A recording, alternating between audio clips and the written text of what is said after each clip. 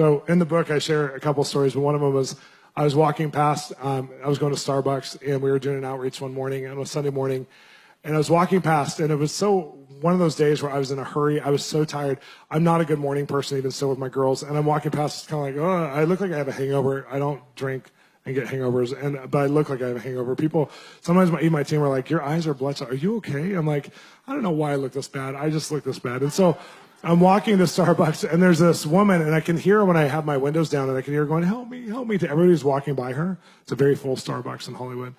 And they're going, help. She's saying, help me. And then no one's helping her. So I'm getting out of my car, and I'm going to go talk to her. But she crumples into a ball and starts weeping. And I'm like, I'm going to go buy her some food and coffee, then I'll talk to her. So I go inside, and I buy some food, and I buy some coffee, and I come back out. And now I know from working a little bit on the streets with people that this is an old-timer prostitute. So she's a prostitute for other homeless people. She's not a prostitute for anybody except for other street people. And so she's been out there for a long time. She's wearing it. She has a wig. She has the wig's crumpled. She has makeup that's really badly done, and it's all over her face right now because she's been beat up. So she has a black eye that's current, and she has bruises on her shoulders.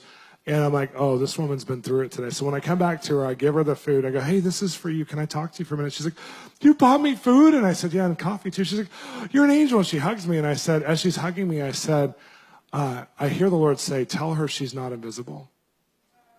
And I've never thought of that before. So I was like, hey, just so you know, I'm a Christian, and I just want you to know you are not invisible. She breaks in my arms like level 10, like as if it's like the biggest breaking in her life so far. You know, she breaks in my arms, and she goes, you know, cries and cries. It was like 15 minutes. People are walking by, looking at me, hugging a prostitute affectionately. If you care about your reputation, you're never going to see the kingdom. And it doesn't look good. It never looks good.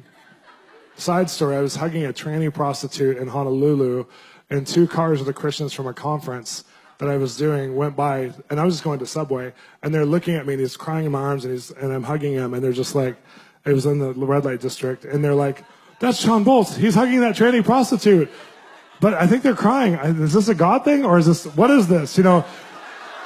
And the pastor's like, you should never go alone to a red light district. I'm like, I went to Subway. I had to walk through the red light district. You didn't feed me that night. You know, like, I needed something, you know.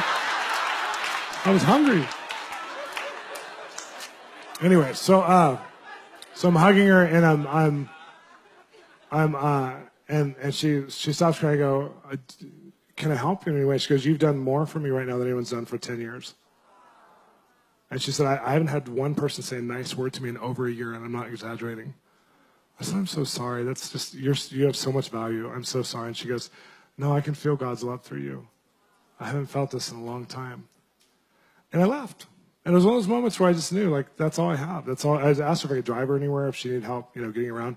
She said no. And so I just left. And I just remember, like, walking away and going, that's enough. Love's enough.